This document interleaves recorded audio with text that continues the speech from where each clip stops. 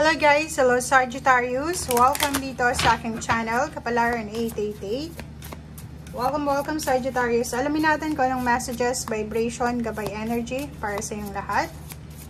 Sa general reading, so pwede kang makaresonate. Gamitin mo ang iyong intuition sa panonood. Okay. Sagittarius. Number 9, number 6, number 27. Wow. Okay, number 6. Nakikita natin dito guys na isang Sagittarius ang posibleng magpapaalam sa kanyang kapamilya, sa kanyang karelasyon, or sa kung kanino man ito, dahil siya ay posibleng aalis para maghanap ng trabaho. Siya ay posibleng magigibang bansa, magigibang bayan, or kung anong man to. Okay, so dito din sinasabi ng barahan na number 9, may offer ka ng trabaho, may offer ka ng love life na matatanggap sa buwan ng June. So, kung makikita mo dito, makakatanggap ka ng email, ng chat, ng offer, proposal, it's either relationship, or it's either business, it's either work, or kung ano man siya na pwedeng i-offer sa'yo ngayong buwan ng Hunyo.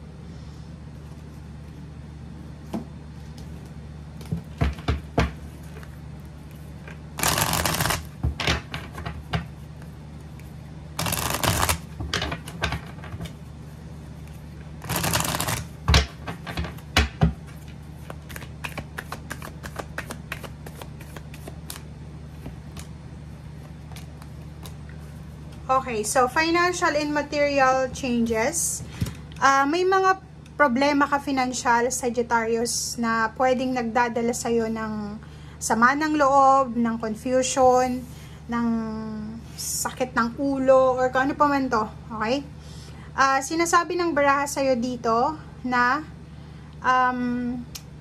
meron dito sa inyo na Sagittarius na gagawin ang lahat para maayos yung financial nila, maayos yung health nila, maayos yung relationship nila, or kung ano pa man. Meron din ditong Sagittarius na nagdadalawang isip siya, 'di ba? Ito kasing shadow na to is para siyang ano to tawag dito. Para siyang the tower, 'di ba?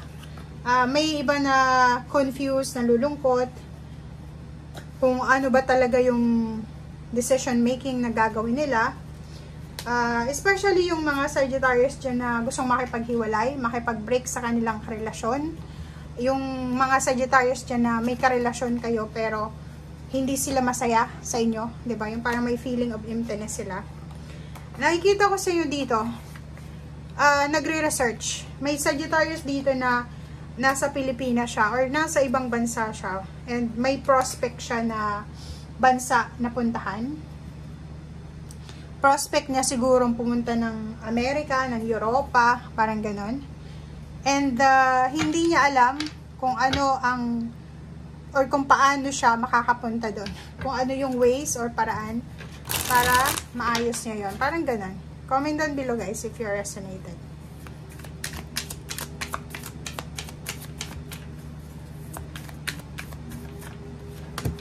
Okay, relationship. Yon, may offer ng relationship. It's a confirmation guys na may mag-o-offer sa'yo ng relationship. Sa love life din, kailangan mo ng sobrang pasensya.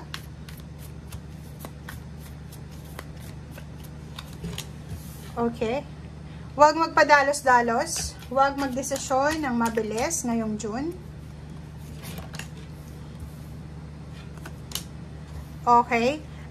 Excited na Sagittarius. So, nakikita ko sa'yo dito, if ikaw to na papasok ka sa bagong relationship, sobrang masaya ka. Kasi tingnan mo to, parang nakikita ko na may bagong hiwalay na Sagittarius, tapos may bigla agad na mag-o-offer sa kanya ng relationship. Ang problema lang dyan, nako, ang dami mong kakompetensya. Parang natatakot ka. Bakit ka ba natatakot? Oh, kaloka. Tingnan mo. Kung makikita mo dito, meron dito na isang Sagittarius na kakahiwalay niya pa lang. Or pwedeng isang Sagittarius na umalis, pumunta ng ibang bansa, pumunta ng kung saan bansa man o saan lugar, para magtrabaho. Tapos, pwedeng ikaw yan or pwedeng yung karelasyon mo. Pakicomment sa comment section guys, kasi ang gulo ng baraha na ito. Sinasabi ng baraha, isang committed relationship dito, is either kasal, live-in partner, kano pa man. Yung isa dito aalis. And then, pag alis niya, pwedeng magkaroon siya ng relationship doon sa malayong lugar. Diba? Ang daming posibilidad. Yung kinakatakutan mo na mangyari, ay posibleng mangyari. So, ang focus mo ngayon, ang kailangan mong focus pala ay sarili mo. Lalo na dito, if ikaw itong nasa sitwasyon, mag-asawa kayo, mag-boyfriend, girlfriend, mag-live-in partner, tapos yung isa sa inyo aalis, magbubuhay binata dalaga siya sa ibang bansa or sa ibang lugar na hindi mo alam. Magiging masaya siya doon. Ang daming offer sa kanya ng relationship. Okay? And then, ang ending neto, stress. Naku, bakit ganun yung reading mo? O, diba, o? O, regrets. Kasi, baka mabash tayo dito. Ang decision making na to kasi is between money and relationship eh.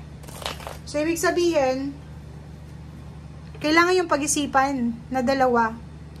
Pag-isipan yung mabuti kung, sorry kung yung iba naghahanap ng financial reading. Kasi, kung makikita mo, etong lahat na to, emotion to eh. 'Di ba? Walang financial.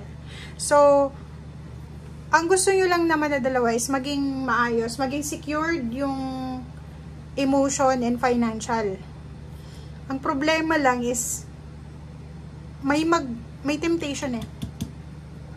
Pagdating niya doon sa lugar kung saan siya magtatrabaho, pwede siyang matempt na yung marami kasing mag-offer sa kanya na relationship. Maraming offers, proposal.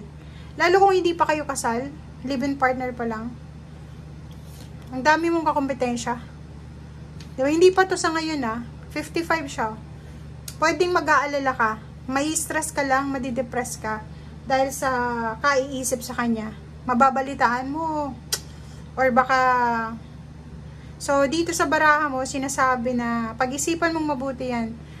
If gusto ng asawa mo, ng girlfriend, ng boyfriend na umalis para maghanap ng trabaho, pag-isipan yung mabuting dalawa. Kasi may temptation ditong naghihintay. Maganda yung positive yung purpose ng pag-alis niya. Positive to. Kaso, yung outcome niya, magiging negative siya. Yung kinakatakutan mo, kung siloso-silosa ka, mangyayari talaga yan, guys. Okay? So, comment down below if resonated ka. Maraming salamat and see you again. Bye!